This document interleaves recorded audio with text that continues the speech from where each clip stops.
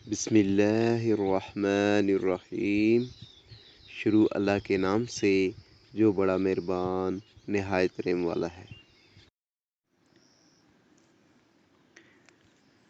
حضرت ابو موسیٰ اشعری رضی اللہ تعالیٰ عنہ سے روایت ہے کہ نبی کریم صلی اللہ علیہ وآلہ وسلم نے ارشاد فرمایا، لوگوں پر ایک وقت ضرور ایسا آئے گا کہ آدمی سونے کے مال کا صدقہ لے کر پھرے گا، لیکن کوئی شخص اس کو ایسا نہیں ملے گا جو اس کے اس مال کو قبول کر لے۔ اور یہ حالت بھی دیکھنے میں آئے گی کہ 40 عورتیں ایک ایک آدمی کی نگرانی اور پناہ میں ہوں گی، اور ایسا مردوں کی کمی اور عورتوں کی کثرت کی وجہ سے ہوگا۔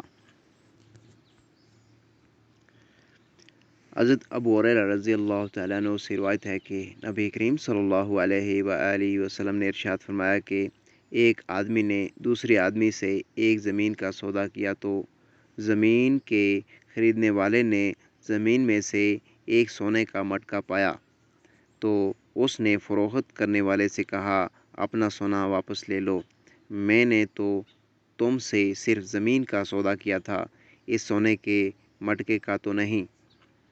زمین کے مالک نے کہا، میں نے تو تم سے زمین اور زمین میں جو کچھ ہے سب کا ہی سودا کیا تھا۔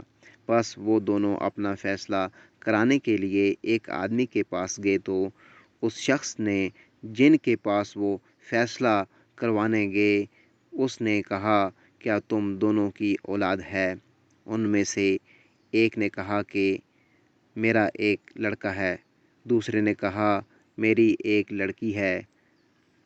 اس فیصلہ کرنے والے نے کہا، تم دونوں اپنے لڑکے اور لڑکی کا باہم نکاح کرو اور ان کی شادی پر اس سونے سے خرچ کرو، اور جو باقی رہے اس کو صدقہ کر دو۔